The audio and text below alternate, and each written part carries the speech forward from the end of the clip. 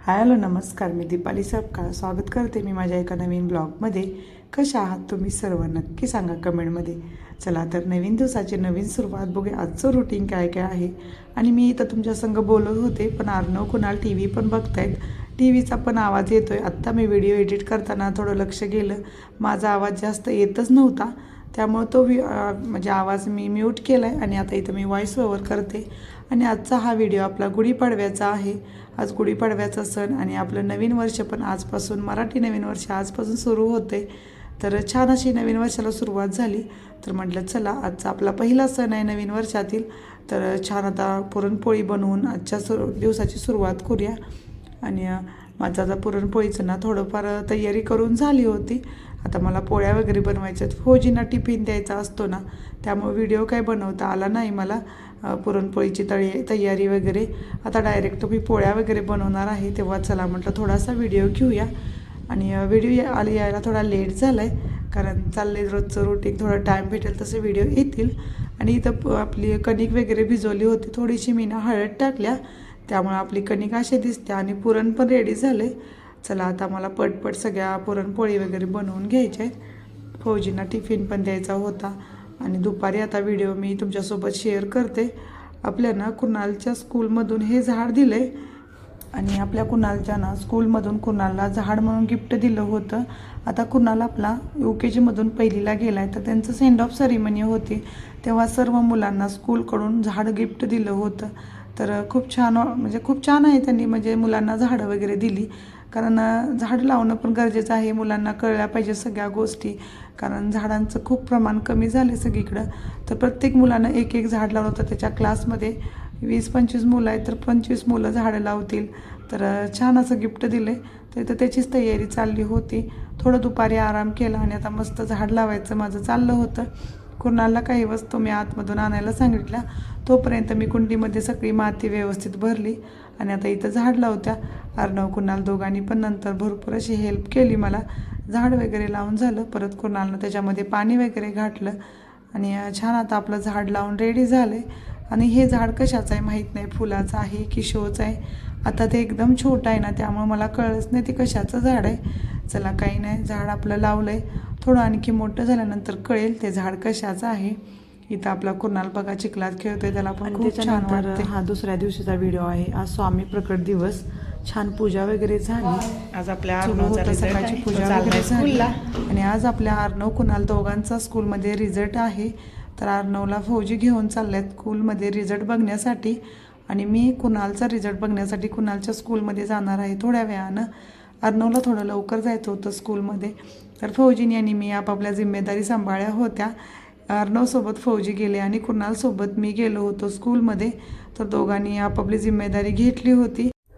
आणि मला पण ना अर्णवच्या स्कूलमध्ये जायचं होतं, कारण त्याच्यात मॅमला वगैरे विचारायचं होतं की कसं आहे अर्णवचा स्कूलमध्ये, अभ्यास करतो की नाही. ह्या सगळ्या गोष्टी मम्मीला थोडं वाटतंच ना विचारावं. पण दोन्हीकडं मला जाणं शक्य नव्हतं, कारण कुणालच्या स्कूलमध्ये पण मला जाणं गरजेचं होतं. आणि चला आता माझी घरातली ना सगळी कामं आवरल्यात. आज आपल्या अर्णवचा आणि कुणालचा दोघांचा पण रिझल्ट आहे. फौजी गेले आहेत अर्णवला घेऊन आणि कुणालला घेऊन आता मी चालल्या, कारण कुणालचं स्कूल आहे ते जवळ आहे, मी रिक्षानं पण जाऊ शकते. फौजींना यायला लेट होईल, कारण अर्णवचं स्कूल आपल्या खूप लांब आहे. तर आता इथं कुणाल आपला रेडी आहे, कुणालला घेऊन मी चालल्या. तर चला बघूया आपल्या कुणालचा रिझल्ट कसा आहे. घरातली थोडीफार कामं आवरल्यात, थोडीफार अजून शिल्लक आहे, स्वयंपाक बनवायचं आहे. पण जाऊन येते, कारण त्यांनी भीती वाटते.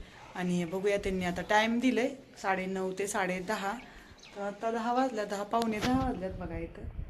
तर मी पोहोचेल थोड्याच वेळात, 15 मिनटं लागत आहेत इथून जाण्यासाठी. आणि व्हिडिओ थोडे थोडे करून मी घेत्या आणि तुमच्यापर्यंत पोहोचवत्या.